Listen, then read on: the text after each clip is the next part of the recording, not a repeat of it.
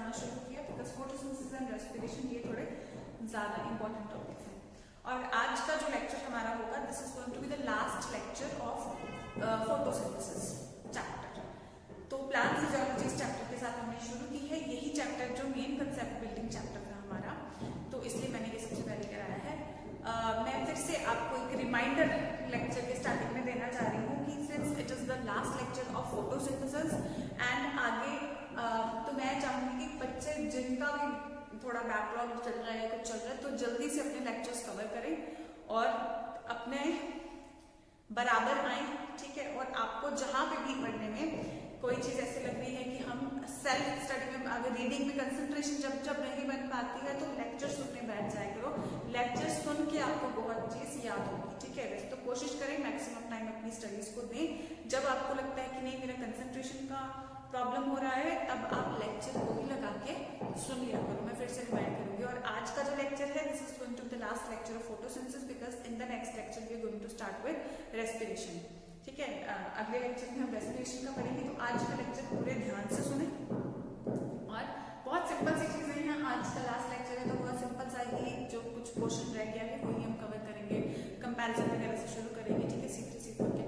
तो वो एक सिंपल सा थोड़ा सा हमारा जो कंसेप्ट है वही पेंडिंग है।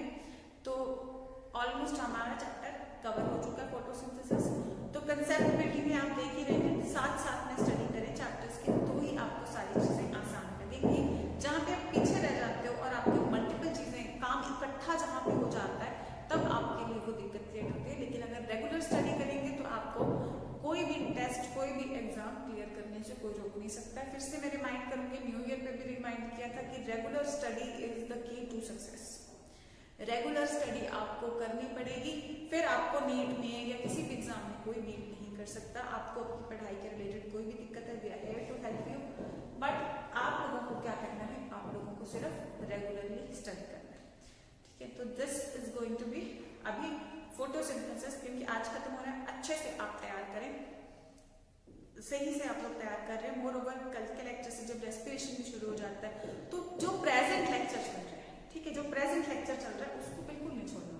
बाय चांस अगर आपके पीछे के कुछ लेक्चर्स पेंडिंग है तो उसको एडिशनली साथ में ले लो, लेकिन जो प्रेजेंट चल रहा है ना, देखो आप टीचर के साथ इंटरेक्ट कर पाओगे उस प्रेजेंट चीज से।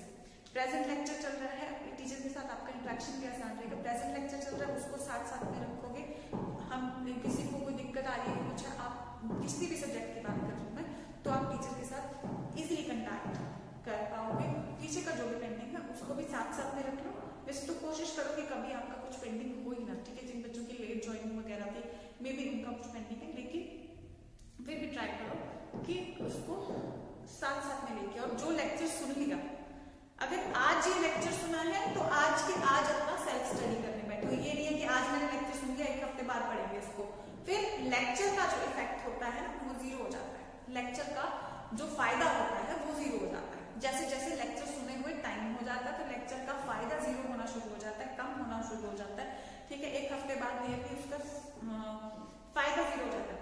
तो आज ही अगर मैंने लेक्चर सुना है, आज ही अगर मैं पढ़ाई करके बैठूंगा सेम टॉपिक, तो क्या होगा, इमीडिएटली आप देखना, मैं बीच में क्या होता है लेक्चर थोड़ा सा क्वेश्चन पढ़ाती हूँ आपको, फिर उसमें कई बार आपको टाइम देती हूँ या कई बार बोलती हूँ पॉज करके करो, लेकिन ज्यादातर बोलती हूँ कि आपको 5 मिनट दे रही हूँ लिखने के लिए।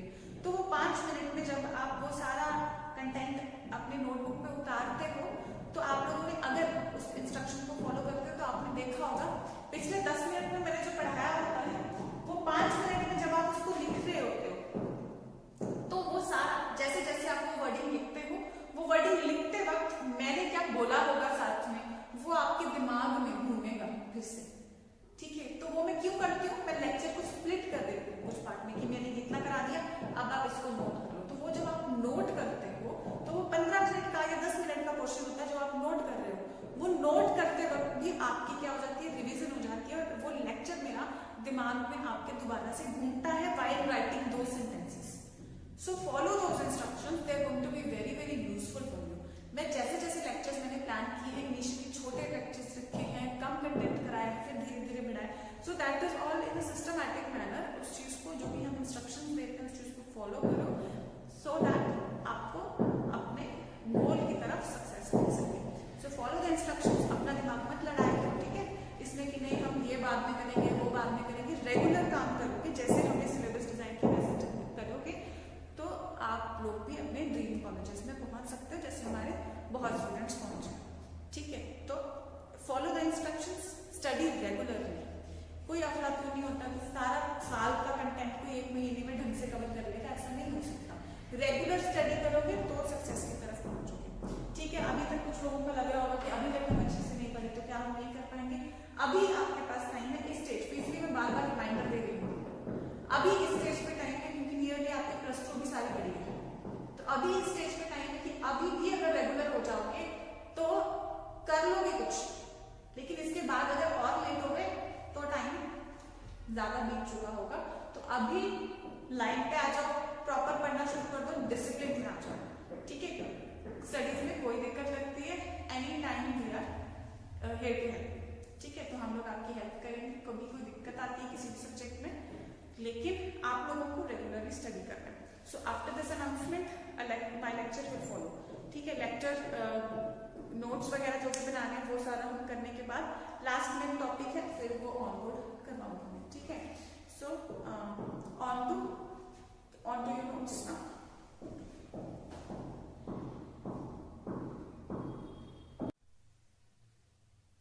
हेलो स्टूडेंट्स, हम लोग कर रहे हैं photosynthesis, and in the previous lecture हमने C4 साइकिल खत्म किया था।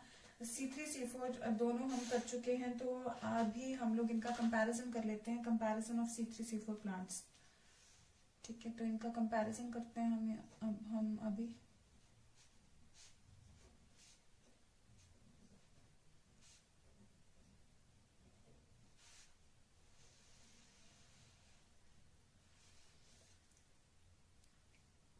तो पहले इस एक कॉलम में हम कैरेक्टर्स लिखेंगे।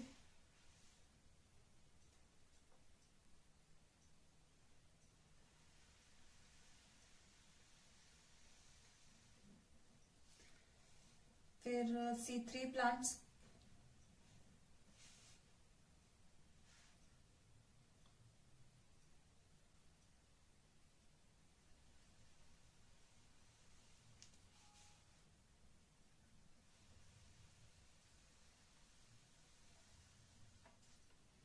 और यहाँ हम कर लेते हैं C4 प्लांट्स।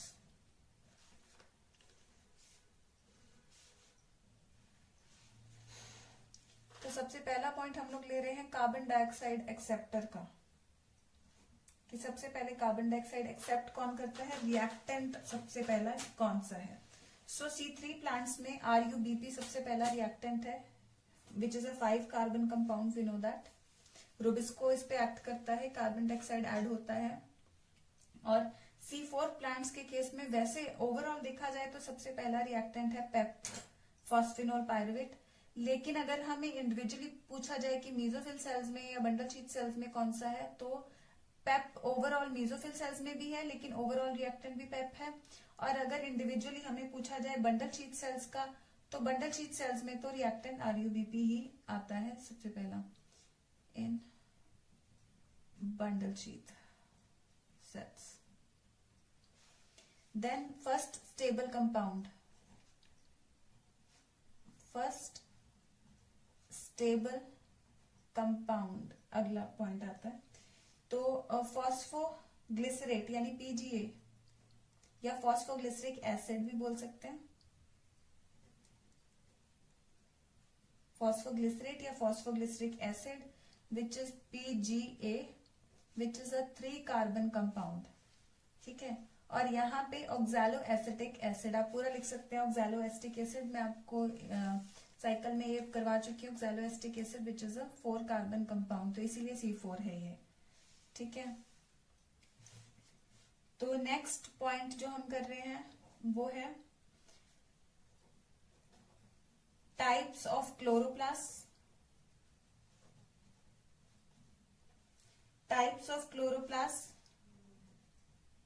ग्रैनल क्लोरोप्लास्ट होते हैं, granal chloroplast in mesophyll cells. तो मीजोफिल सेल्स में ही सारा काम होता है, ग्रैनल क्लोरोप्लास्ट होते हैं। यहाँ पे क्लोरोप्लास्ट 2 तरह के होते हैं मीजोफिल सेल्स में, यहाँ पे भी ग्रैनल ही होते हैं, granal chloroplast in mesophyll cells and agranule chloroplast in bundle sheath cells. Then comes cycles. तो यहाँ पे सिर्फ C3 साइकिल के ही रिएक्शंस बेसिकली होते हैं, जिसे हम लोग डार्क रिएक्शन कह देते हैं. और यहाँ पे C4 से स्टार्टिंग होती है, लेकिन C3 भी इंक्लूडेड ही होते हैं उसके रिएक्शंस भी.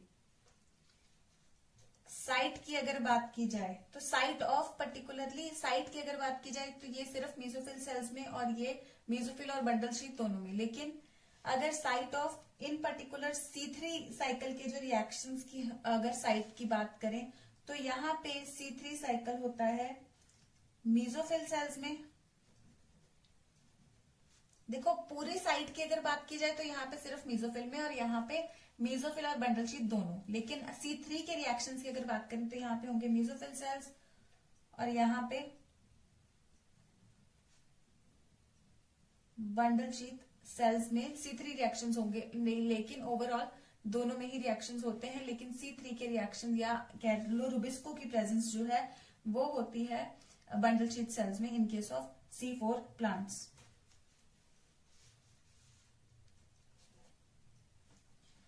Optimum temperature.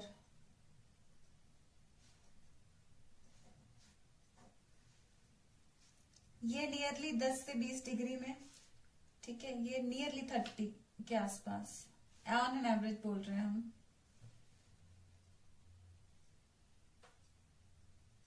तो C3 प्लांट्स के केस में अगर हायर टेम्परेचर हो जाएगा, so in case of higher temperature optimum temperature की बात करें, यानी कि इनको सूट कौन सा करता है, ये 30 पे भी सूट कर जाता है इनको. लेकिन इनको जो अगर हायर टेम्परेचर हो गया so photo respiration in plants में हो सकता है.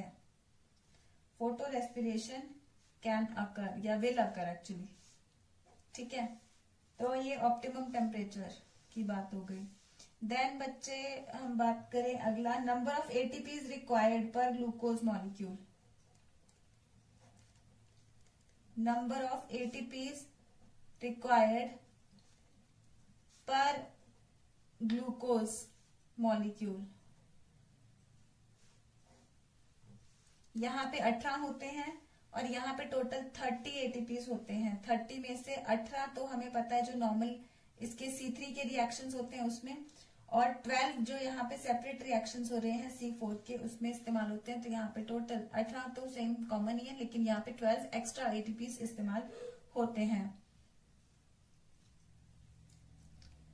Then enzymes.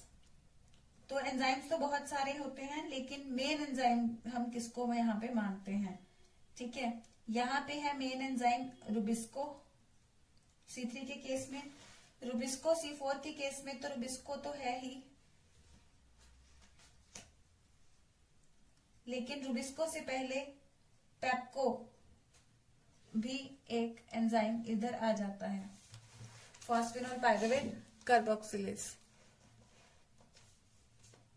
यहाँ पे हम कार्बोक्सिलेज की बात कर रहे हैं, ठीक है. सो this is comparison between C3 and C4 plants. तो प्रेजेंस ऑफ रुबिस्को आ सकता है साइट ऑफ C3 साइकिल. तो प्रेजेंस ऑफ रुबिस्को कहाँ पे होता है, यहाँ पे मेसोफिल सेल्स में, यहाँ पे बंडल शीट सेल्स में. तो इन्हीं से आप बाकी डिफरेंसेस भी जनरेट कर सकते हैं. तो इसी से वैसे तो ये जो हमने डिफरेंसेस 8 डिफरेंसेस किए हैं, बाकी भी जो भी डिफरेंसेस हैं वो इन्हीं से बेहतरीन क्लियर हो जाते हैं.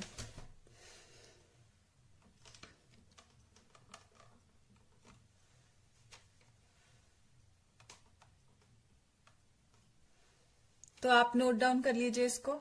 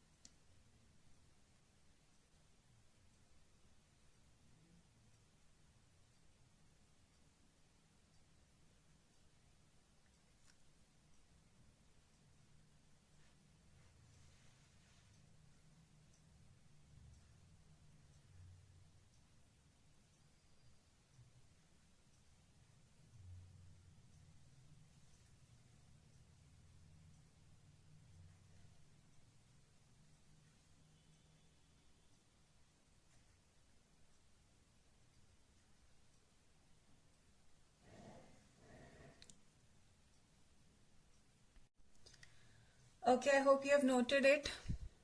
तो C3 C4 प्लांट्स डिफरेंस अगर नहीं नोट किया तो पॉज करके नोट कर लो।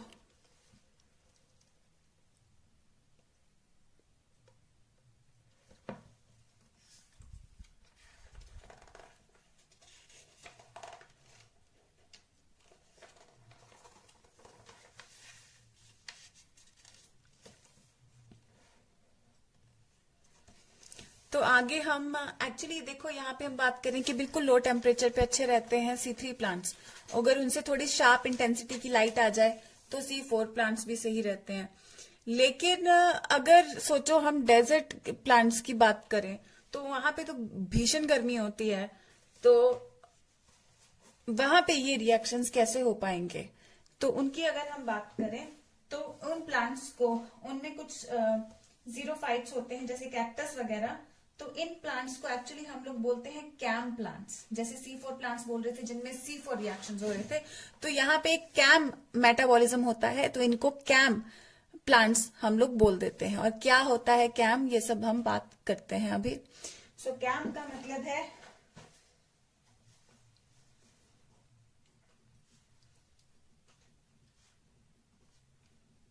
क्रैसुलेसिन एसिड मेटाबॉलिज्म। क्रैसुलेसिन एसिड मेटाबॉलिज्म, ठीक है। तो इनकी अगर हम कैम प्लांट्स जिनमें ये होता है उनको हम क्या देते हैं, कैम प्लांट्स। और उनकी एग्जांपल्स हैं सक्यूलेंट जीरोफाइट्स। जीरो मतलब ड्राई प्लांट्स में होने वाले फाइट्स यानी प्लांट्स, जीरो मतलब ड्राई, फाइट्स मतलब प्लांट्स, जैसे कि कैक्टस,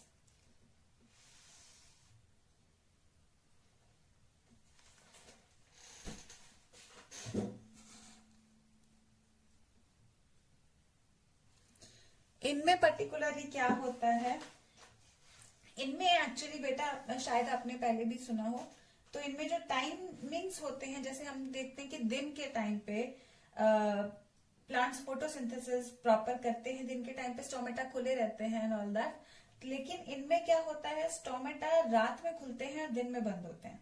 तो हम लोग जैसे नॉर्मली, आप लोगों ने कभी बुजुर्गों से सुना होगा, वो कहते हैं कि रात को प्लांट सो रहे हैं, तो सो रहे इन द सेंस उनके स्टोमेटा बंद है, may be they mean this, ठीक है। तो उससे हम याद रख सकते हैं लेकिन उस पॉइंट से। तो स्टोमेटा जो होते हैं वो दिन के टाइम पे एक्टिव रहते हैं, दिन के टाइम में हमारे प्लांट्स में सारे रिएक्शन हो रहे होते हैं, तो रात के टाइम पे स्टोमेटा बंद हो जाते हैं, वो फोटोसिंथेसिस नहीं कर रहे होते। सिंपल फोटोसिंथेसिस रात में नहीं हो सकते, तो सिंपल वो रेस्ट कर रहे होते हैं, रेस्पिरेशन कर रहे होते हैं। तो या जो आगे डार्क रिएक्शंस वगैरह भी उस टाइम पे वो कर सकते हैं, लेकिन जो लाइट इंडिपेंडेंट है कुछ टाइम के लिए, लेकिन वो लंबे टाइम पे तो नहीं चलेंगे बिकॉज लाइट प्रोडक्ट्स नहीं मिलेंगे। तो नाइट टाइम हम लोग कहते हैं वो सिंपल रेस्पिरेशन मोड में होते हैं या सो रहे होते हैं, जैसे बुजुर्ग लोग कह देते हैं। तो उनके कहने का बेसिकली में भी यही मतलब होता होगा कि रात को फोटोसिंथेसिस नहीं होती है। लेकिन कैम प्लांट्स में पर्टिकुलरली क्या होता है, जो ये स्टोमेटा होते हैं जो नॉर्मल प्लांट्स में बंद होते हैं रात को और दिन में खुले होते हैं, कैम प्लांट्स में उल्टा होता है। कैम प्लांट्स में there is change timing of opening of stomata, change timing of opening of stomata. Stomata के टाइमिंग जो ओपनिंग की होती है वो काफी चेंज रहती है। मैंने थोड़ा बड़ा लिखना है, so I am not leaving the line. मैंने थोड़ा यहाँ पे देखा होगा आपने स्पेस थोड़ा कम कवर किया है, क्योंकि मैंने एक पेज पे बड़ा बड़ा करके आपको दिखाना है। तो आप चाहो तो यहाँ पे लाइंस भी छोड़ सकते हैं। सो चेंज टाइमिंग्स क्या रहते हैं, they are closed at day and open at night. तो क्योंकि ये ओपन एट नाइट होते हैं, ये नाइट में एक्टिव होते हैं, तो इनको हम स्कोटो एक्टिव स्टोमेटा बोल देते हैं। स्कोटो मतलब dim light vision, dim light vision में या नाइट विजन में ये एक्टिव होने वाले स्टोमेटा हैं, तो स्कोटो एक्टिव स्टोमेटा इनको बोल देते हैं because they open at night and they are closed at day. और इनके स्टोमेटा में कुछ और चेंजेस भी होते हैं। इनके जो स्टोमेटा होते हैं they are sunken sunken stomata, sunken मतलब डूबे हुए, किस चीज में डूबे हुए, एक्चुअली और कुछ नहीं, ये थोड़ा डेप्थ में होते हैं। जैसे हम लोग यहाँ पे बात करते हैं ना कि पूरे एपिडर्मिस,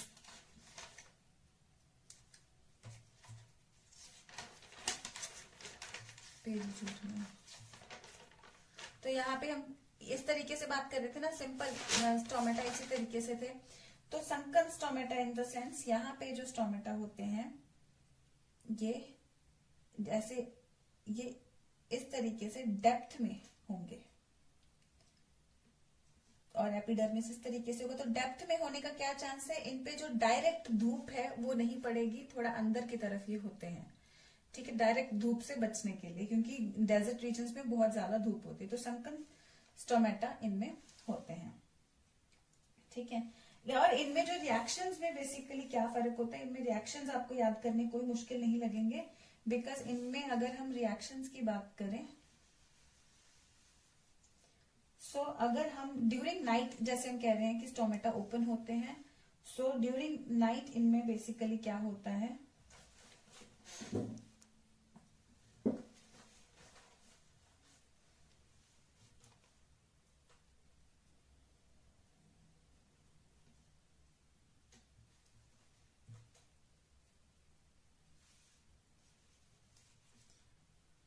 मैं यहाँ पे पूरा डबल पेज यूज कर रही हूँ, आप हाफ ऑफ भी यूज कर सकते हो, बिकॉज आपको छोटा ड्रॉ करना है।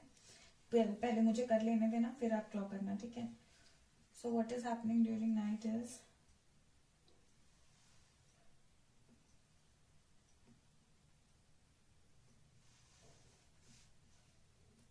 During night stomata are open,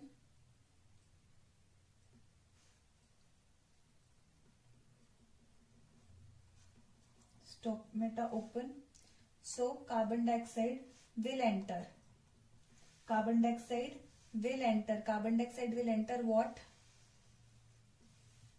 ठीक है, carbon dioxide will enter the cells during night।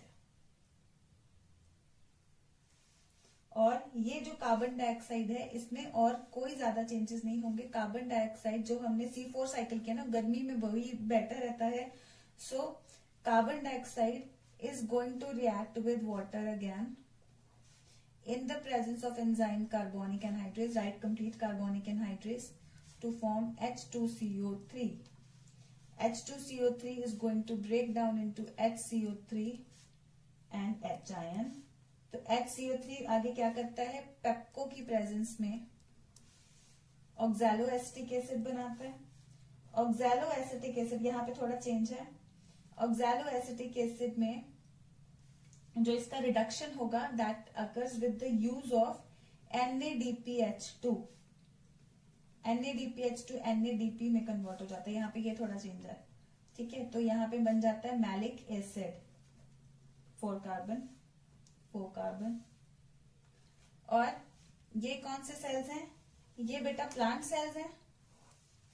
तो प्लांट सेल्स का कैरेक्टरिस्टिक क्या होता है, एक बड़ा सारा वैक्यूल,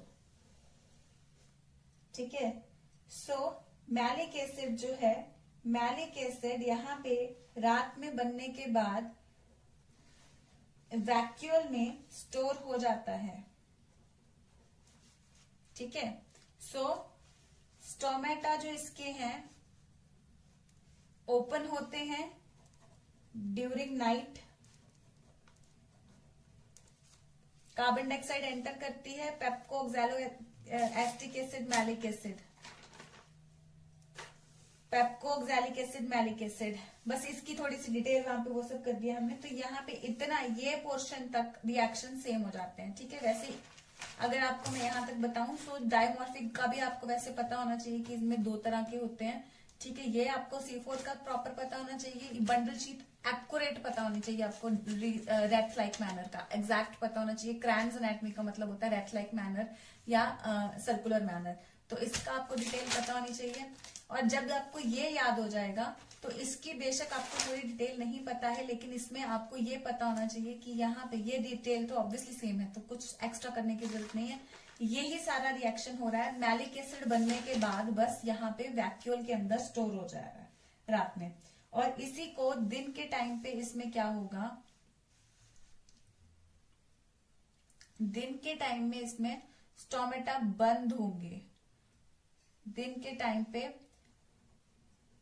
स्टोमेटा क्लोज होंगे। ठीक है, स्टोमेटा क्लोज्ड है, तो दिन के टाइम पे अगर स्टोमेटा क्लोज्ड है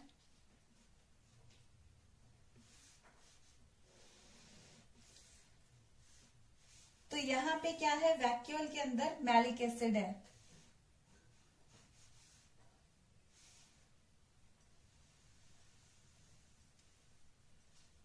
मैं यहां पे वैक्यूल थोड़ा छोटा बना रही हूं।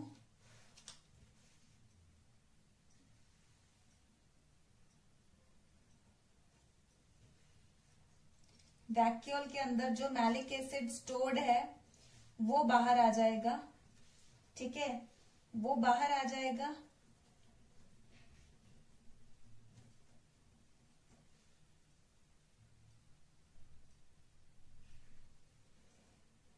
और मैलिक एसिड पेप में कन्वर्ट हो जाएगा, विच इज अ 3 कार्बन कंपाउंड। और इसमें कन्वर्ट होने के लिए इसको कार्बन डाइऑक्साइड भी रिलीज होता है, और यहाँ पे भी NADPH। यहाँ पे क्या होता है, NADP gets converted into NADPH2 वापस से। तो यहाँ पे NADPH2 यूज हुआ था, इधर NADPH2 यूज हुआ था, इधर वो रीजनरेट हो जाता है।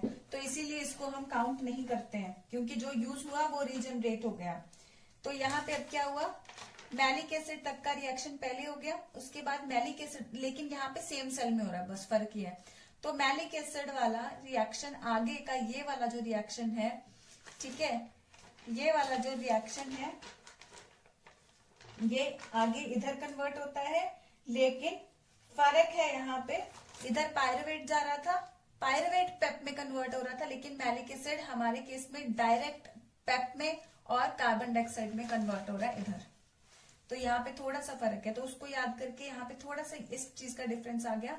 और वहां पे डिफरेंट सेल था, यहाँ पे सेम सेल है, बस दिन और रात का फर्क है। ठीक है, ये कार्बन डाइऑक्साइड अब क्या करेगा, ये कार्बन डाइऑक्साइड RuBP के साथ मिलके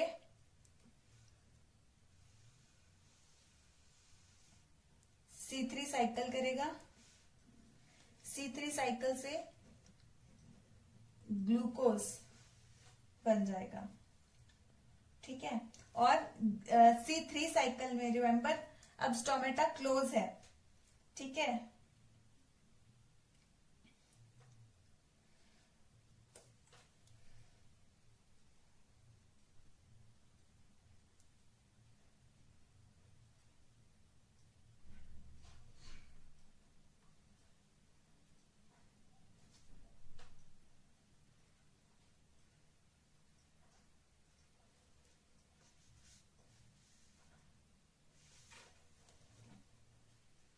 लेकिन C3 साइकिल में जो ATP NADPH2 आता है तो वो प्रॉपर उससे होता है। ठीक है, excuse me, let me explain you once again.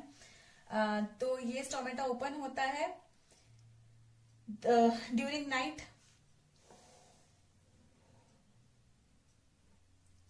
और ड्यूरिंग डे स्टोमेटा क्लोज हो जाता है। तो ड्यूरिंग नाइट जो है ये स्टोमेटा जो ओपन होता है तो कार्बन डाइऑक्साइड इसमें एंटर कर जाती है। ठीक है, कार्बन डाइऑक्साइड इसमें एंटर कर जाती है, और यहाँ पे मैलिक एसिड तक का रिएक्शन जो है वो हो जाता है। तो मैलिक एसिड तक का यहाँ पे रिएक्शन हो जाता है और मैलिक एसिड वैक्यूल में स्टोर हो जाता है। उसके बाद ड्यूरिंग डे टाइम क्या है, जो भी लाइट रिएक्शंस जो हमें चाहिए जिसमें एटीपी और NADPH2 बनता है वो ड्यूरिंग लाइट तो हो ही जाएगा। ठीक है, सो एटीपी और NADPH2 जो है यहाँ पे C3 साइकिल के लिए वो चाहिए होते हैं, तो वो तो वापस वैसे लाइट रिएक्शन में यहाँ पे देखो कि कोई अंतर नहीं है, सिर्फ C3 में अंतर है। ठीक है, सो फ्रॉम लाइट रिएक्शन, वो तो लाइट रिएक्शन से सिंपल आएंगे ही आएंगे C3 को जो चाहिए। ठीक है, तो वो लाइट रिएक्शन में के लिए आ जाएंगे। वो तो क्योंकि सेम ये हमने जो वेरिएशन किया सारा इन पर्टिकुलर में किया C3 ठीक है, इसी में फोटो रेस्पिरेशन, रुबिस्को का चेंज आ जाता है, तो सारा वेरिएशन इसमें बेसिकली। लाइट रिएक्शन सबके लिए सेम है, तो लाइट रिएक्शन से ये सब तो आएगा ही आएगा इन एनी केस। ठीक है, तो इसी पर्टिकुलर केस में अब मैं जो डिफरेंसेस हमने मेन कैम पाथवे में क्या करना है कि दिन के टाइम, नाइट के टाइम पे कार्बन डाइऑक्साइड अंदर लेके वो, क्योंकि दिन में इसके स्टोमेटा अगर खुलेंगे तो इसका पानी लूज हो जाएगा, ट्रांसपिरेशन लॉस बहुत ज्यादा हो जाएगा, और ड्राई प्लांट से गर्मी बहुत ज्यादा है तो एक्सेसिवली खराब हो जाएंगे। ठीक है, और फोटो रेस्पिरेशन का भी सारा चांसेस रहेंगे, लेकिन मेन जो चीज है कि ड्राई एरिया में प्लांट है तो सारा ड्राई हो जाएंगे प्लांट्स। और इनके थिक लीव्स होते हैं, क्यूटिकल बहुत थिक होता है पानी से बचने के लिए, और ये स्टोमेटा की इनमें चेंजेस होते हैं। और कैम पाथवे, तो हमने डेजर्ट प्लांट्स में जो आज तक मैकेनिज्म्स किए थे उसमें एक और चीज ऐड हो गया, एक तो था थिक क्यूटिकल ताकि वाटर लॉस ना हो सके। ठीक है, और पूरे फ्लैशी लीव्स होते हैं, थिक क्यूटिकल होता है, और स्टोमेटा जो होते हैं, संकन स्टोमेटा होते हैं, ये सब आपने शायद जूनियर क्लासेस में भी किए हो, लेकिन यहाँ पे आपको पता चलता है stomata open at night and close during day and follow CAM pathway. तो एक ये अच्छा हम लोग को पता चल रहा है यहाँ पे नया डिफरेंस। तो दिन ड्यूरिंग नाइट तो कार्बन डाइऑक्साइड ऑब्वियसली, क्योंकि रात को खुल रहे हैं तो कार्बन डाइऑक्साइड को स्टोर करके इनको रखना पड़ेगा, क्योंकि दिन के टाइम पे फोटोसिंथेसिस करने के लिए, लेकिन लाइट रिएक्शन तो दिन में ही होगा ना, सो दिन के टाइम पे। लेकिन अगर ये करने बैठेंगे अपना बाकी रिएक्शंस कार्बन डाइऑक्साइड को लेकर के, फिर तो ये फंसेंगे, क्योंकि दिन के टाइम में खोलेंगे अपना स्टोमेटा तो सारा पानी उड़ जाएगा उससे, क्योंकि धूप बहुत है, गर्मी बहुत है उधर। तो क्या करते हैं, ये कार्बन डाइऑक्साइड को किस फॉर्म में स्टोर करके रखते हैं, ये कार्बोनिक एनहाइड्रेज एंजाइम की प्रेजेंस में कार्बन डाइऑक्साइड को इसमें बाइकार्बोनेट आयन में कन्वर्ट करके पेप्को की प्रेजेंस में ऑक्सैलोएस्टिक एसिड और मैलिक एसिड में स्टोर करके रख लेते हैं। मैलिक एसिड को बना के रख लेते हैं, मैलिक एसिड को वैक्यूल में स्टोर करके रख लेते हैं। वैक्यूल इनकी स्टोरेज साइट होता है, हमें पता है। जब डे के टाइम पे लाइट रिएक्शन से हमें एटीपी और NADPH2 मिल जाएगा, क्योंकि अभी रात है तो रात को लाइट रिएक्शन तो हो नहीं सकते, एटीपी और तो क्योंकि लाइट चाहिए, लाइट रिएक्शन के लिए फोटोलाइसिस ऑफ वाटर चाहिए ना, तो उसके लिए लाइट चाहिए। तो लाइट तो रात को नहीं मिलेगी, ठीक है, रात को कार्बन डाइऑक्साइड मिल गई, उसको स्टोर करके रख लिया। लेकिन जब दिन आया, लाइट रिएक्शन होने लगे, हमारे पास एटीपी NADPH2 होने लगे, तो अब हम डार्क रिएक्शन करने के लिए तैयार हैं। तो उसके लिए हम क्या करेंगे, मैलिक एसिड को बाहर निकालेंगे वैक्यूल से, हम नहीं, आई मीन नेचर। तो मैलिक एसिड निकलेगा, और मैलिक एसिड से अब यहाँ पे मैलिक एसिड से डायरेक्ट पेप बनेगा, ठीक है, पायरुवेट नहीं बनेगा इधर, डायरेक्ट पेप बनेगा, फॉस्फेनॉल पायरुवेट। तो C3 और कार्बन डाइऑक्साइड में स्प्लिट हो जाएगा। This 4 carbon compound will split into this 3 carbon compound and this 1 carbon compound. This 1 carbon compound carbon dioxide is involve in C3 cycle, we know that. ठीक है, तो ये glucose बनाना शुरू कर देता है। अब ये पेप का क्या बनेगा, ये पेप फिर से इसके साथ रिएक्ट करके, बाइकार्बोनेट के साथ रिएक्ट करके ऑक्सैलोएस्टिक एसिड बनाएगा ड्यूरिंग नाइट। तो यही वाला पेप यहाँ पे ड्यूरिंग डे रीजनरेट हो जाता है और ड्यूरिंग नाइट यूटिलाइज हो जाता है। तो ये हो गया CAM pathway. You can draw this, अगर दोनों सही आते हैं तो वैसे ज्यादा बेहतर है दोनों पेजेस पे। तो this is about CAM pathway, ठीक है, easy enough. So quickly note करो इस चीज को।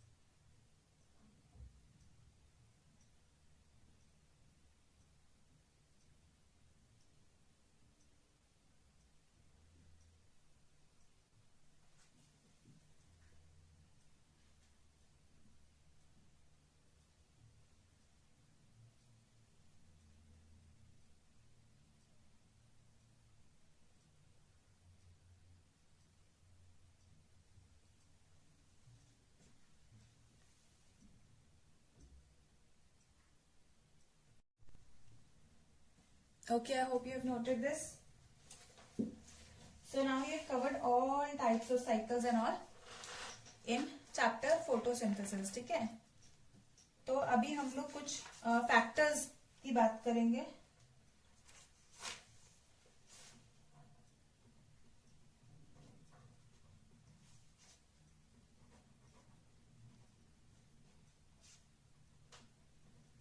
Factors affecting rate of photosynthesis.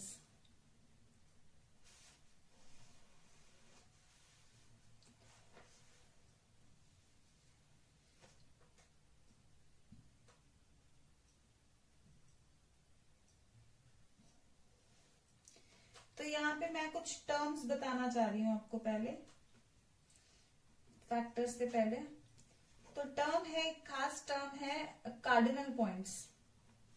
ये लेकिन आपको सिर्फ फोटोसिंथेसिस में नहीं, ये किसी भी चीज में काम आ जाएंगे. कार्डिनल पॉइंट्स बेसिकली क्या होता है? कार्डिनल पॉइंट्स टर्म दी थी, किसी भी प्रोसेस में काम आएंगी. वैसे ये सैक्स एक साइंटिस्ट थे, उन्होंने ये टर्म दी थी.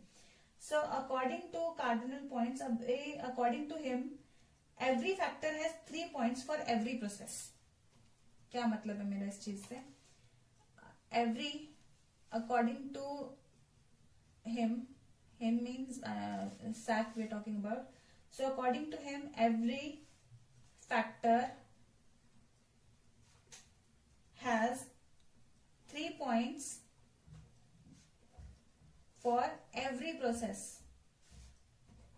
हर फैक्टर के 3 पॉइंट्स होते हैं हर प्रोसेस के लिए. फॉर एग्जाम्पल, फैक्टर, अगर हम टेम्परेचर को फैक्टर मान के चल रहे हैं तो टेम्परेचर के भी 3 पॉइंट्स होंगे, 3 कार्डिनल पॉइंट्स होंगे. 3 कार्डिनल पॉइंट्स होंगे. सबसे पहले मिनिमम, मैक्सिमम और बीच वाला ऑप्टिमम.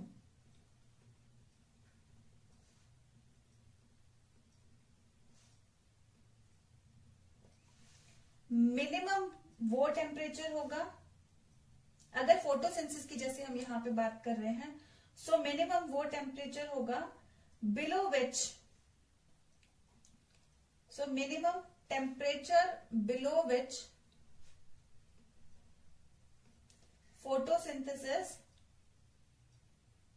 will stop, जिससे नीचे photosynthesis रुक जाएगी, या below which process will stop.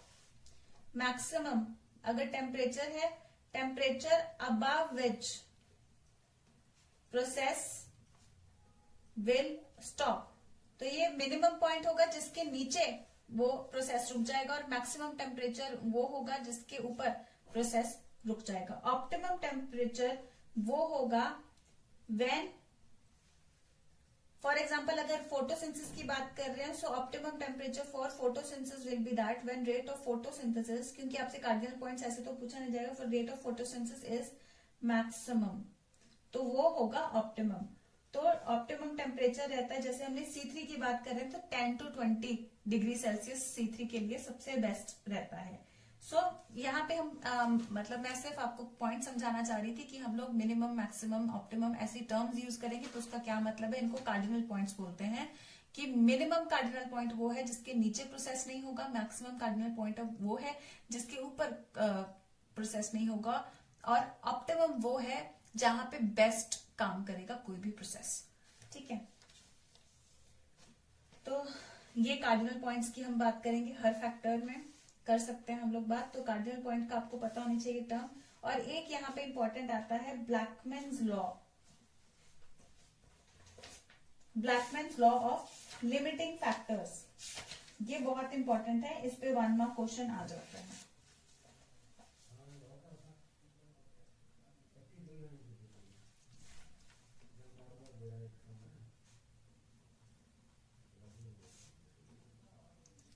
Blackman's law of limiting factors.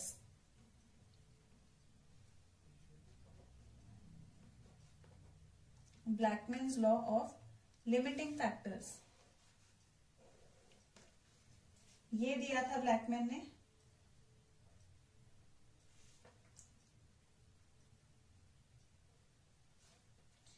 According to this law, if a chemical process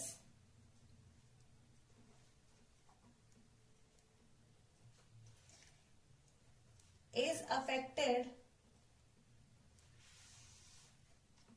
by more than one factor, then its rate will be determined by the factor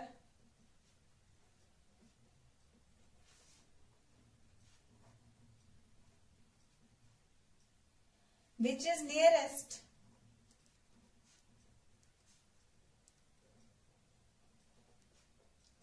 to its minimal value. So it is the factor which directly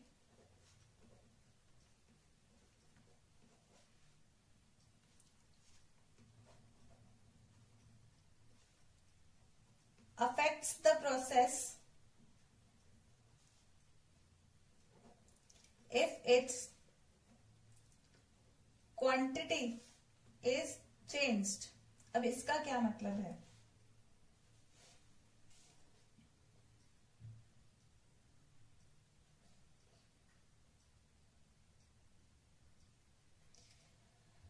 अब हमें पता है कि एक particular temperature भी चाहिए. अब अगर फोटोसिंथेसिस हो रहा है, फोटोसिंथेसिस का रिएक्शन हम लेते हैं तो कार्बन डाइऑक्साइड,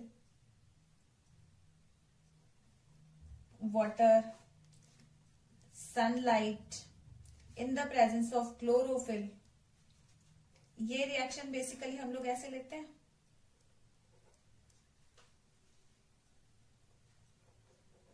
ठीक है, वाटर वैसे दोनों तरफ होता है, जस्ट एक रफ आइडिया ले रही हूं मैं.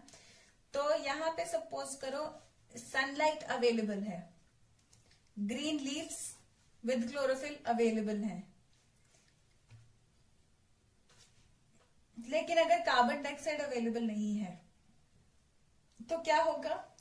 Rate of reaction will be determined by carbon dioxide concentration. तो कार्बन डाइऑक्साइड बिल्कुल नहीं है, थोड़ी सी कार्बन डाइऑक्साइड आई, रिएक्शन होना शुरू हो गया, थोड़ी सी और आई और तेज रिएक्शन. तो यहाँ पे हम कह देंगे रेट ऑफ रिएक्शन. बाकी सब चीजें अगर अबंडेंट है तो जो फैक्टर लिमिटेड है, यानी जिस फैक्टर की कमी है, जो फैक्टर अपनी मिनिमल वैल्यू के पास है, अब वो रेट ऑफ रिएक्शन डिटर्मिन करेगा. यानी कि कार्बन डाइऑक्साइड कंसेंट्रेशन जैसे जैसे बढ़ाते जाएंगे वैसे वैसे रेट ऑफ रिएक्शन चलेगा. ठीक है, अगर बाकी सभी अपनी मैक्सिमम वैल्यू पे है और ये लिमिटिंग फैक्टर है. तो if a chemical process is affected by more than one factor, तो यहाँ पे carbon dioxide, water, sunlight, chlorophyll, temperature, light intensity, water, multiple things, light, multiple things are affecting this particular reaction. तो यहाँ पे इन सभी factors में से जिस फैक्टर की कमी होगी, if a chemical process is affected by more than one factor just like photosynthesis, then its rate will be determined by the factor which is nearest to its minimal value. जो सबसे कम है factor, वो फिर rate of reaction determine करेगा. It is the factor which directly affects the process if it's quantity is change. तो यही जैसे carbon dioxide अगर बिल्कुल नहीं है तो थोड़ा थोड़ा थोड़ा थोड़ा बढ़ाती जाऊंगी, तो वही रेट ऑफ रिएक्शन डिटर्मिन करेगा. सिमिलरली अगर कार्बन डाइऑक्साइड है, ये सब चीजें हैं लेकिन ऑप्टिमम टेम्परेचर नहीं है, तो टेम्परेचर फिर डिटर्मिन करेगा. मतलब जो भी वैल्यू अपने सबसे लोएस्ट पॉइंट पे है वो डिटर्मिन करेगी रेट ऑफ रिएक्शन, जैसे ही उसके कुछ चेंजेस आने शुरू हो जाते हैं.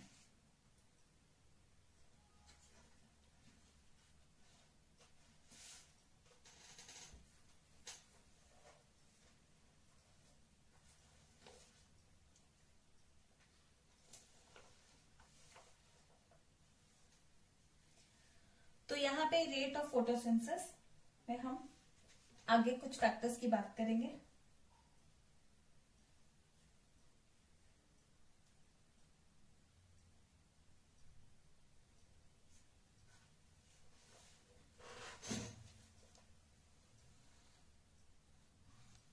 आप लोग पहले इतना नोट कर लो कंटेंट, ठीक है, फिर हम फैक्टर्स की बात करते हैं.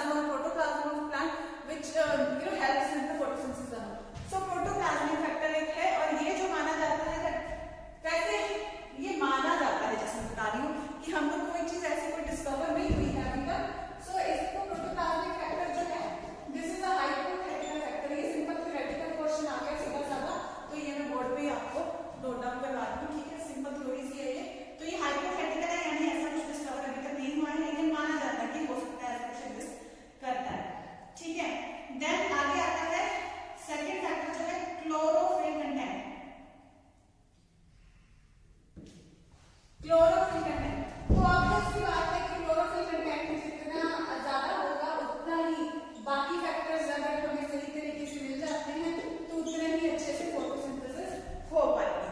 अब क्लोरोफिल कंटेंट आपको लगता होगा कि क्या ये अलग अलग होता है कुछ पत्तों में? आपने कुछ पत्ते वेरीगेटेड लीव्स इनको बोलते हैं, आपने देखे होंगे ना वेरीगेटेड लीव्स जिन पत्तों में,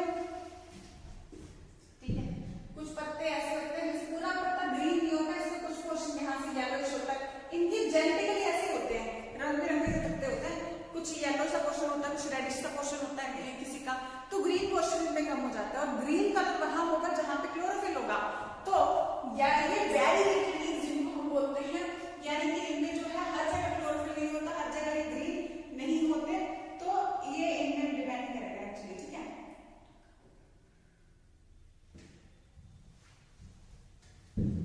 तो क्लोरोफिल कंटेंट से रिलेटेड आता है, हम इन पे डिपेंड करेगा amount of carbon dioxide fixed, amount of carbon dioxide fixed per gram of chlorophyll, amount of carbon dioxide fixed per gram of chlorophyll per hour या पर यूनिट टाइम, ठीक है।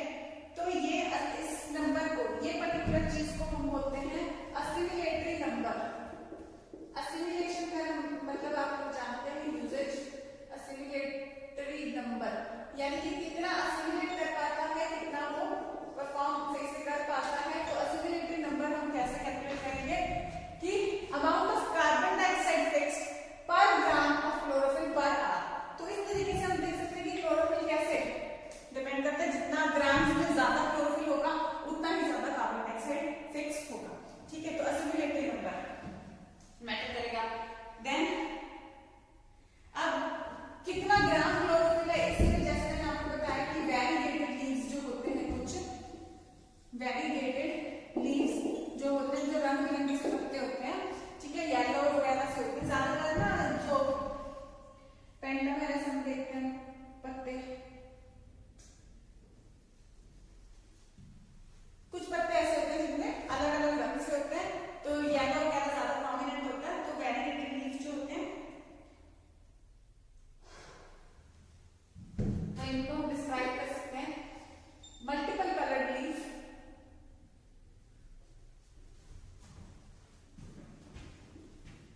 या leaves with multiple colours, leaves with multiple colours आ जाते हैं। तो multiple colours हैं तो कैरोटिनॉइड जैसे हम देखते हैं वो अलग कलर दे देता है, ज़ैंथोफिल अलग कलर देता है, ये सब पिगमेंट्स के बारे में जैसे हमने पढ़ा। तो मल्टीपल कलर्स हैं, तो मल्टीपल पिगमेंट्स की वजह से मल्टीपल कलर्स होते हैं।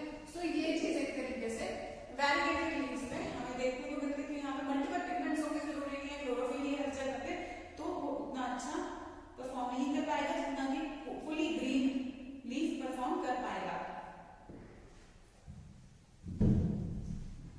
तो आगे आता है नंबर ऑफ क्लोरोफिल, ठीक है, नंबर ऑफ क्लोरोप्लास्ट। तो क्लोरोप्लास्ट किसी लीफ में कितने हैं, ये चीज भी ऑब्वियसली जितने ज्यादा होंगे उतनी ज्यादा एफिशिएंसी होगी इसकी, ठीक है। आगे स्टोमेटा, स्टोमेटा से जो है कार्बन डाइऑक्साइड वगैरह स्टोमेटा से अंदर एंटर करनी है, तो number of stomata and their position, number of stomata and their position. तो पोजीशन भी डिपेंड करती है और स्टोमेटा कितने हैं, कहां पे, अपर सरफेस, लोअर सरफेस, ये चीजें भी डिपेंड करती है, मतलब धूप उसको कितनी मिल रही है, क्योंकि sunlight is also the essentiality, ठीक है। Last factor, last internal factor, ठीक है, is the accumulation of photosynthetic।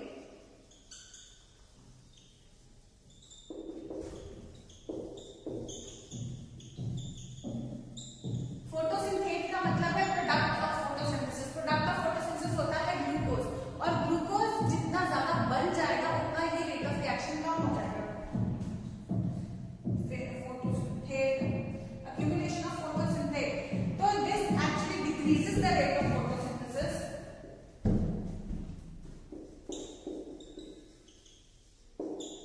This actually decreases the rate of photosynthesis। क्यों? अब एक्चुअली जो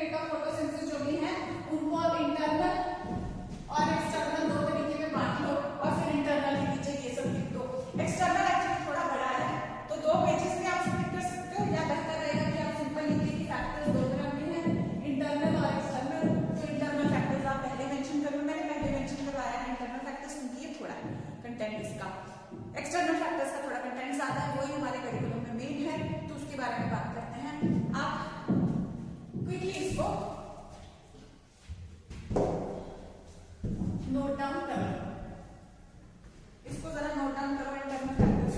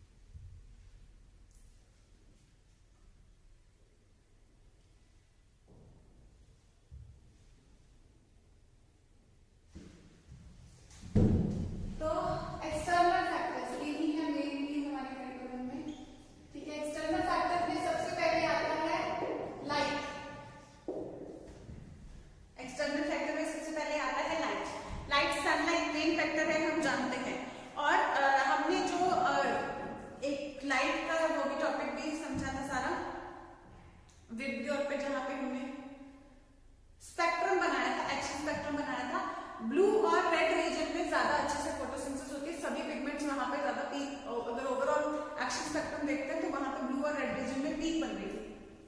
तो लाइट एक्चुअली क्वालिटी और क्वांटिटी दोनों में डिपेंड करती है। तो क्वालिटी सबसे पहले हम बात करेंगे, आपकी बुक्स में ज्यादा पैराग्राफिंग होती है, मैं आपको थोड़ा कैटेगराइजेशन करा के थोड़ा इस चीज को करा रही हूँ। तो क्वालिटी मैटर करेगी, क्वालिटी एक्चुअली वेवलेंथ मैटर करेगी, ठीक है, क्योंकि हम लोग का एमसीक्यू होना चाहिए, हम लोग को कंसेप्ट पूरा क्लियर होना चाहिए, तो उसके लिए मैं आपको प्रॉपर ये बता रही हूँ वेवलेंथ, ठीक है। तो क्वालिटी जो है ये वेवलेंथ पे डिपेंड करता है, और वेवलेंथ हमें पता है कि कौन सी वाली वेवलेंथ, ब्लू और रेड रीजन में ज्यादा अच्छे से फोटोसिंथेसिस होती है, ये सारा एक्शन फैक्टर मैं आपको समझा चुकी हूँ, ब्लू और रेड रीजन में। देन कम्स इंटेंसिटी, ये हो गई क्वालिटी लाइट की। देन सेकंड इसमें डिपेंड करता है इंटेंसिटी लाइट की। तो इंटेंसिटी एक्चुअली वेरी करती है with in different plants, it varies with in different plants. अब कुछ प्लांट्स जो होते हैं उनको हाई इंटेंसिटी ऑफ लाइट चाहिए होती है, फॉर एग्जांपल हेलियोफाइट्स जो होते हैं, ऐसे प्लांट्स हेलियो सन को बोलते हैं, तो ऐसे प्लांट्स को हम लोग सन प्लांट्स बोलते हैं। These are those plants which require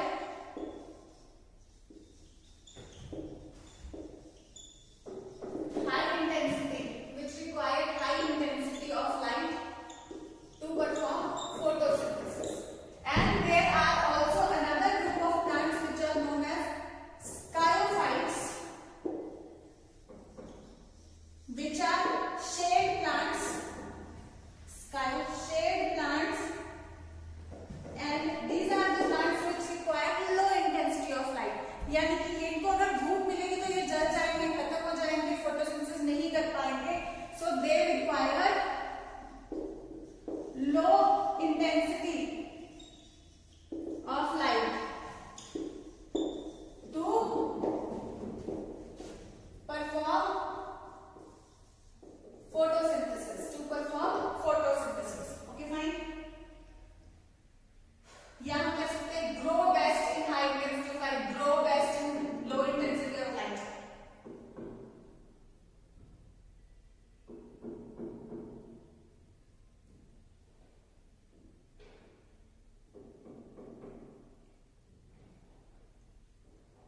तो इनकी ऑप्टिमम लाइट इंटेंसिटी होती है कि हेलियोफाइट्स की थोड़ी ऑप्टिमम लाइट इंटेंसिटी जो इनको रिक्वायर्ड होती है वो थोड़ी हाई होती है, स्कायोफाइट्स की थोड़ी लो होती है। लेकिन अगर फिर ऑप्टिमम लेवल पे, जैसे हमने बायोमॉलिक्यूल्स में डिस्कस किया था कि ऑप्टिमम लेवल पर जैसे लाइट बढ़ती जाएगी तो इनका रेट ऑफ फोटोसिंथेसिस बढ़ता जाएगा, लेकिन ऑप्टिमम लेवल से अगर ज्यादा लाइट इंटेंसिटी हाई हो जाएगी, then this rate of photosynthesis and this is light intensity. तो जैसे जैसे लाइट इंटेंसिटी बढ़ेगी रेट ऑफ फोटोसिंथेसिस बढ़ता जाएगा, लेकिन बहुत ज्यादा लाइट इंटेंसिटी बढ़ेगी तो रेट ऑफ फोटोसिंथेसिस नीचे जाता जाएगा, क्योंकि वो लाइट कई बार क्या करते हैं, पिगमेंट मॉलिक्यूल्स को डैमेज करना शुरू कर देते हैं, तो लाइट से डैमेज भी होना शुरू हो जाता है। तो इसीलिए लाइट इंटेंसिटी इनिशियली जब बढ़ेगी तो रेट ऑफ फोटोसिंथेसिस बढ़ता रहेगा, बट वेरी हाई इंटेंसिटी जब होने लगेगी तो प्लांट्स में एक फिनोमेनन होता है स्ट्रेस से डील करने का। तो स्ट्रेस से डील करने के लिए फिर वो क्या करते हैं, वो जो है स्टोमेटा अपने क्लोज कर लेते हैं, ठीक है, स्टोमेटा अपने क्लोज कर लेते हैं। तो as the light intensity increases initially, या ऑप्टिमम इसकी बस हाई, इसकी लो ऑप्टिमम होगी, as the light intensity increases rate of photosynthesis increases, as the light intensity increases rate of photosynthesis increases, and then it starts, rate of photosynthesis initially increase,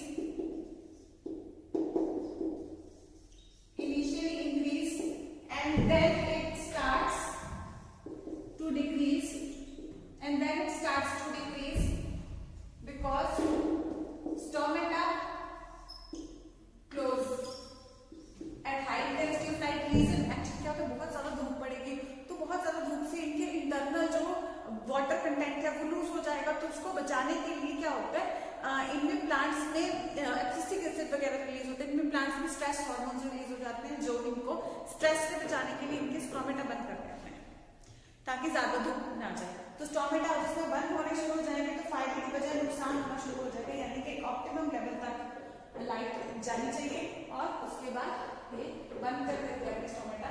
so as rate of photosynthesis initially increase then it decrease as the light intensity increases. क्योंकि जैसे ही light intensity बढ़ती है उसके साथ ही temperature भी बढ़ता है। Temperature की वजह से वो फिर ज्यादा लॉस होना शुरू हो जाएगा उसको, ठीक है। देन कम्स लाइट के बारे में ड्यूरेशन। ड्यूरेशन ज्यादातर प्लांट्स को 10 से 12 घंटे का चाहिए होता है, लेकिन एक्चुअली जो है फोटो पीरियोडिज्म, ठीक है, एवरेज ज्यादातर इतना चाहिए होता है, लेकिन फोटो पीरियोडिज्म का क्या होगा, फोटो पीरियोडिज्म के बारे में हम प्लांट ग्रोथ एंड डेवलपमेंट में पढ़ेंगे। हर प्लांट की वैसे ही एक ऑप्टिमम टाइम पीरियड होता है, एक ऑप्टिमम टाइम पीरियड होता है। For example there is some plant X, इसका टाइम पीरियड 10 आवर्स का ऑप्टिमम टाइम पीरियड। तो और एक प्लांट है वाई, इसका ऑप्टिमम टाइम पीरियड है सपोज करो इसका भी 10 है। अगर इस प्लांट की शर्त है कि अगर मुझे 10 घंटे से ज्यादा लाइट मिलेगी मैं तो ही फोटोसिंथेसिस करूंगा, सो this is a long day plant. और अगर इसकी शर्त है कि अगर मुझे 10 घंटे से कम लाइट मिलेगी मैं तो ही फोटोसिंथेसिस करूंगा, सो this is a short day plant, ठीक है। और कुछ प्लांट्स को कोई फर्क नहीं पड़ता, अगर उनको कोई फर्क नहीं पड़ता so they are day neutral plants, day neutral plants. तो ऐसे हम फोटो पीरियोडिज्म के बारे में प्लांट ग्रोथ एंड डेवलपमेंट में स्टडी करेंगे। तो ये होता है फोटो पीरियोडिज्म। बेसिकली वैसे मैंने आपको बता दिया क्या फोटो पीरियोडिज्म है, कि हर प्लांट का अपना ऑप्टिमम टाइम पीरियड है। ज्यादातर हम लोग जब जूनियर क्लासेस में करते हैं तब हम उसको बता देते हैं कि 12 घंटे से कम, तो कम में फ्लावरिंग कोई प्लांट शो करता है दैट इज शॉर्ट, 12 घंटे से ज्यादा that is long day plant. अगर उसको कोई फर्क नहीं पड़ता तो डे न्यूट्रल।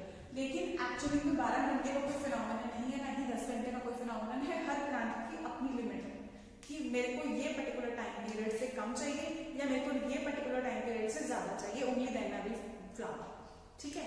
सो ये अपनी अपनी कंडीशन होती है हर प्लांट की।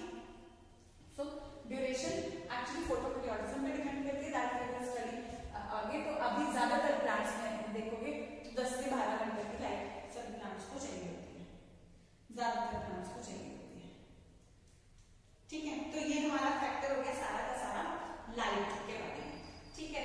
तो लाइट का यहाँ पे बेटा मैं चाहूंगी कि आप पॉज करके नोट कर लो, बिकॉज मैं ज्यादा टाइम इसमें नहीं देने वाली हूँ आपको।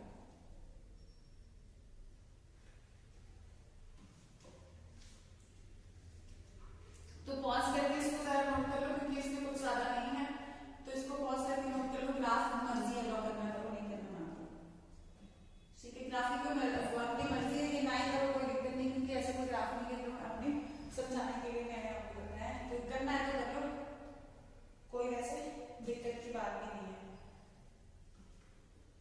ठीक है। मैंने सिर्फ समझाने के लिए ये चीज की है, एक आधा को प्रैक्टिस समझाने के लिए आपके पास भी होगी क्लास।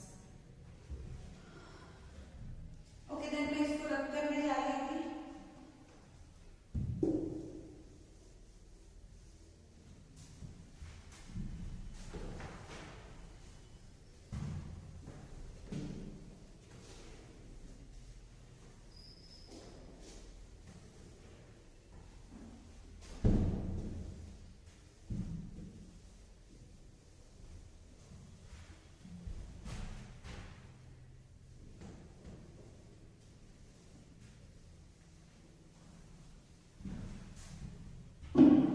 नेक्स्ट फैक्टर अगर स्टडी करते हैं कार्बन डाइऑक्साइड कंसंट्रेशन। तो कार्बन डाइऑक्साइड कंसंट्रेशन का क्या है, ग्राफ मैंने आपको सिर्फ समझाने के लिए बनाया था, वो इसलिए ग्राफ नंबर आपने बनाने के दोबारा बता रहा। तो जो वैसे ग्राफ हम लोग इस केस में फॉलो करते हैं वो सिंपल ग्राफ करते हैं कि initially it starts to increase and after that हम एक बार कांस्टेंसी लगा देते हैं। लेकिन एक्चुअली में क्या है, अगर हाई लाइट इंटेंसिटी आ रही है तो अपने आप से ऑब्वियसली सन से दोनों चीजें आ रही है, तो टेम्परेचर भी बढ़ जाएगा। टेम्परेचर बढ़ जाएगा, स्टोमेटा बंद हो जाएंगे, तो अचानक से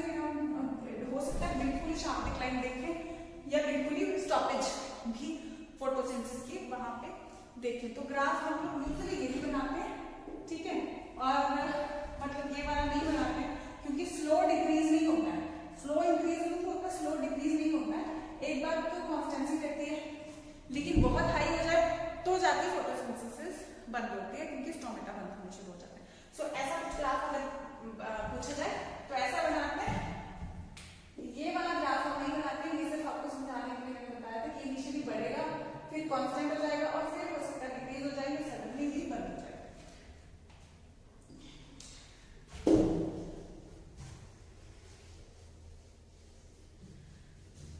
तो अभी हम नेक्स्ट फैक्टर डिस्कस कर रहे हैं, carbon dioxide concentration.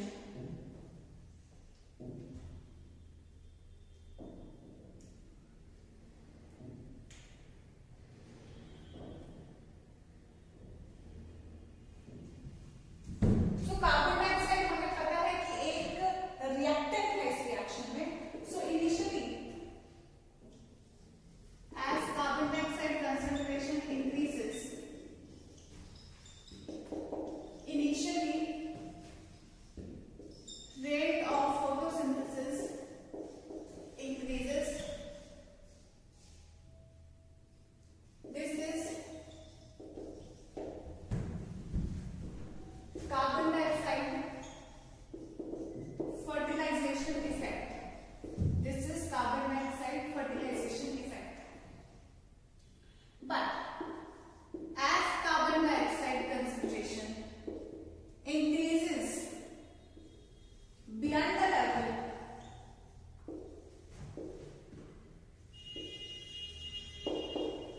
rate of photos, actually PS हम फोटो सिस्टम के लिए यूज करते हैं, तो फोटोसिंथेसिस पूरा यूज करना, ठीक है। So rate of photosynthesis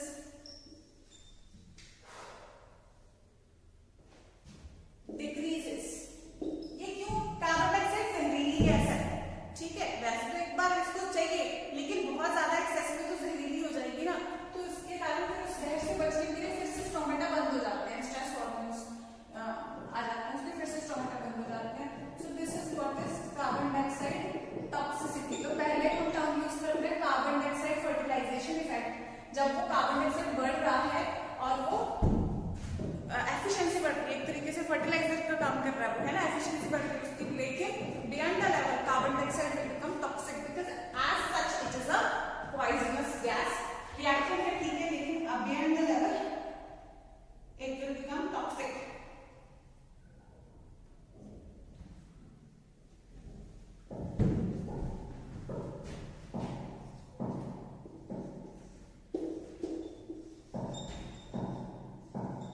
oxygen concentration, oxygen बेटा दो चीज है, एक तो as the oxygen concentration increases,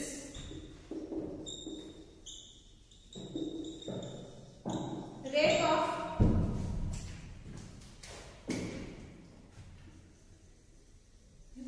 photosynthesis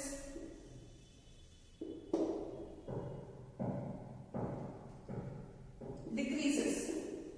This is known as Warburg's effect. इसको Warburg's effect हम लोग बोलते हैं, Warburg साइंटिस्ट ने दिया था ये। रीजन क्या है? एक तो बेटा ये प्रोडक्ट है, तो any type product will increase, so rate of reaction will decrease. जैसे कि ग्लूकोज रेट ऑफ फोटोसिंथेट प्रोडक्शन में इंटरनल फैक्टर में हम लोग करते हैं, ग्लूकोज बढ़ जाता है तो रेट ऑफ रिएक्शन कम हो जाता है। सिमिलरली ये भी कोई प्रोडक्ट है, बाय प्रोडक्ट ही सही, ये भी तो एक प्रोडक्ट है, अगर ये बढ़ जाएगा तो रेट ऑफ रिएक्शन कम हो जाएगा। लेकिन अगर सिर्फ प्रोडक्ट ही है तो रिलीज हो जाएगा, लेकिन मेन फैक्टर इसमें क्या है कि जो इसका मेन फैक्टर है कि ऑक्सीजन जो है it is leading to photorespiration. So reason photorespiration. अगर ऑक्सीजन बहुत ज्यादा बढ़ जाएगी तो इसको will start acting as oxygenase and photo respiration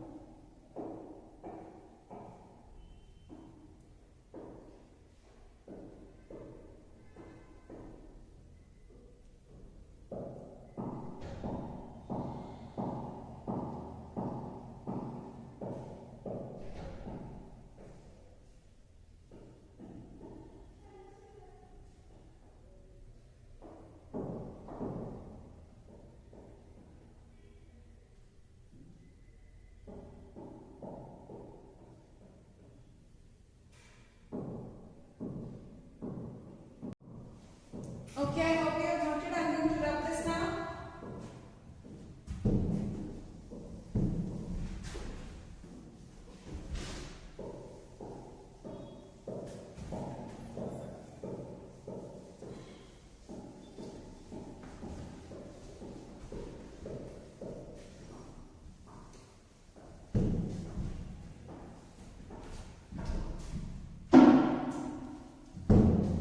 Next factor, temperature.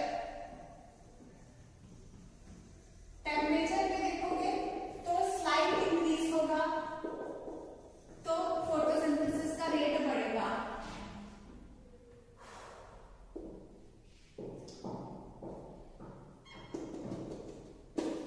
Then again high temperature हो जाएगा और इंक्रीज होगा तो अभी भी बढ़ेगा। ये जो हाई टेम्परेचर या एक्सट्रीम हाई टेम्परेचर हो जाता है, इससे वही एंजाइम एक्टिविटी जो है वो बढ़ जाती है ऑप्टिमम लेवल। जैसे हमने इसमें किया था एंजाइम, अब जैसे हम लोग को बुखार का क्राइटेरिया मैंने आपको बायोमोलिक्यूल्स में कराया था कि ऑप्टिमम टेम्परेचर मिल जाता है एंजाइम्स को काम करने का, तब वो मैक्सिमम अच्छे से काम करते हैं। तो रेट ऑफ फोटोसिंथेसिस सबसे बेस्ट और उनमें हाईएस्ट लेवल पे होता है। देन क्योंकि जितने भी एंजाइम्स इसमें काम करते हैं उनका ऑप्टिमम लेवल आ जाता है। लेकिन अगर एक्सट्रीम हाई टेम्परेचर आ जाए, ठीक है, एक्सट्रीम हाई टेम्परेचर आ जाए तो फिर रेट ऑफ फोटोसिंथेसिस कम हो जाएगा और स्ट्रेसफुल कंडीशन के कारण स्टोमेटा बंद हो जाएंगे। देन हम अगला फैक्टर जो है बात करें तो अगला फैक्टर है वाटर। वाटर का भी मतलब सिमिलर ही है। देखो जितनी तो उसको रिक्वायरमेंट है उतना वो रहेगा तो बेहतर है, लेकिन अगर रिक्वायरमेंट अगर वाटर बहुत ज्यादा हो जाएगा तो वाटर वैसे ही सैलिनेट, उसमें पानी वाटर लॉगिंग हो जाएगा, पानी ज्यादा भर जाएगा तो वैसे ही उसके लिए स्ट्रेसफुल कंडीशन आ जाएगी। नहीं तो इनिशियली पानी ज्यादा होगा तो स्टोमेटा टर्जिड रहेंगे, खुल जाएंगे और फोटोसिंथेसिस अच्छे से करेंगे। बहुत कम हो जाएगा स्टोमेटा फ्लैसिड रहेंगे, बंद हो जाएंगे। ठीक है, बढ़ेगा पानी जैसे जैसे वो टर्जिड होंगे, खुलेंगे, अच्छे से फोटोसिंथेसिस करेंगे।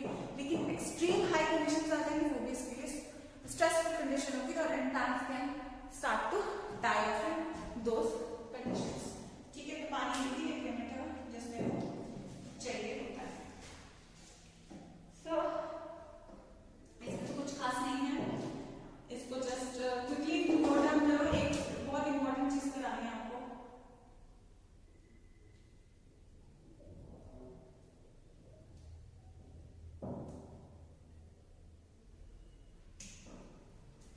तो एटीपी की फुल फॉर्म आपको कभी करते हैं, कुछ फुल फॉर्म स्टडी पहले मैं आपको लिखवा दूं।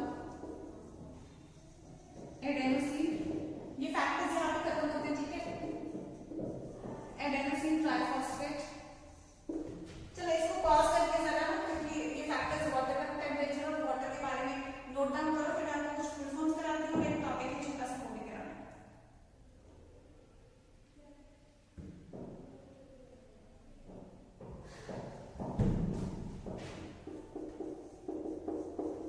ATP adenosine triphosphate, NADPH2, nicotinamide,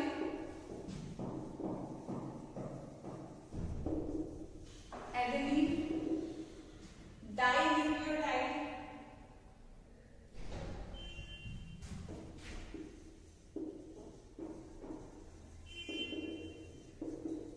hydrogen phosphate, dinucleotide hydrogen phosphate, NADPH2।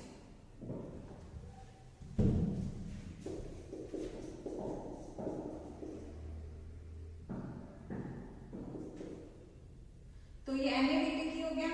ठीक है, और FAD भी एक आगे हम टर्म यूज करेंगे, फ्लैविन। ये भी FADH2 में कन्वर्ट हो जाता है इंट्रोड्यूसिंग बनके। तो फ्लैविन, एडेनिन, डाइन्यूक्लियोटाइड। ठीक है, एक चीज मैं आपको बताना चाहती हूँ, NADPH और FADH2 को भी हम लोग वो मानते हैं, रिड्यूसिंग पावर्स मानते हैं और ये भी एनर्जी देते हैं। ठीक है, तो एटीपी, एक एटीपी इज इक्वल टू एक एटीपी। ठीक है, हमें पता है actually 1 NADPH2 will give finally give 3 ATPs and एक FADH2 will finally give 2 ATPs। तो ये भी आपको पता होना चाहिए। जैसे हमने एक पर्टिकुलर पीछे हमने C3 साइकिल में वो सब डिस्कस किया ना कि यहाँ पे 18 ATP और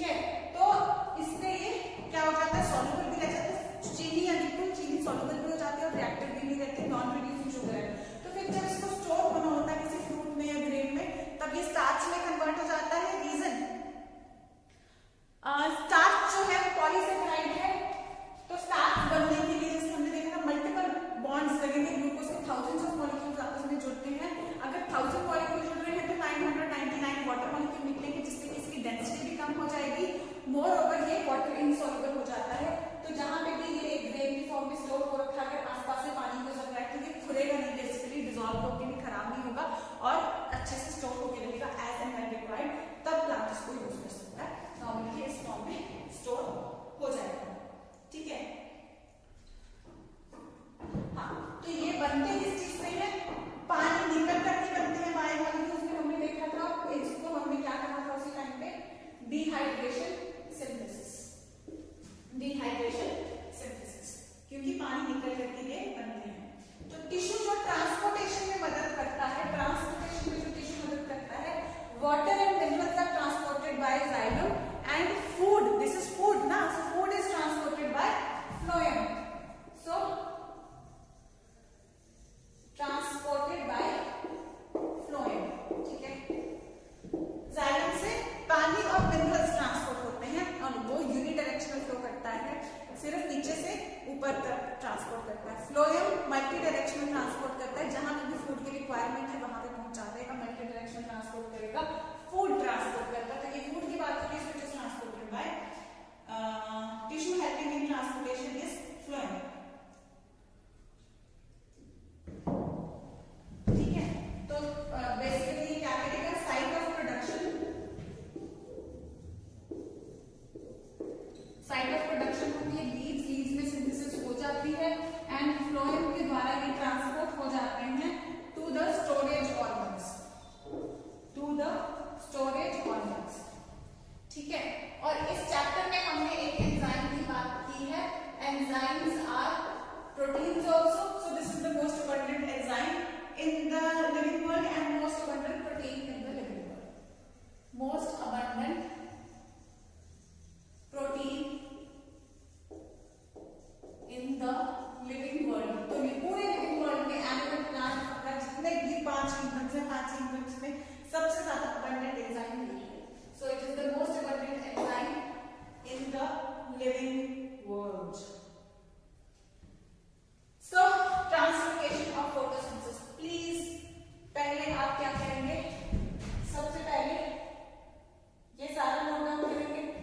ठीक है, और फिर ये रिस्को का ये एक पॉइंट है, इसको नोट डाउन करेंगे, ये अलग है। ट्रांसलोकेशन ऑफ फोटोसिंथेसिस में ये सब है, ये रिस्को का लास्ट में एक पॉइंट आप नोट डाउन करोगे, क्योंकि ये अल्ट्रा इंपॉर्टेंट क्वेश्चन है, इसलिए मैंने बात इसको क्लिक करा है। Most abundant protein in the living world है रिस्को, Ribulose, diphosphate, carboxylase, oxygenase. Just pause the video and note it down.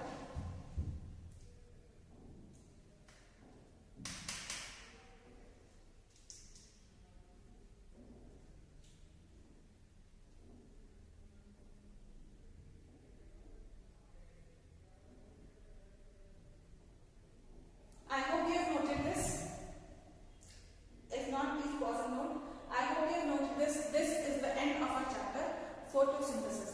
Kindly work hard on this. This was the first chapter in plant physiology.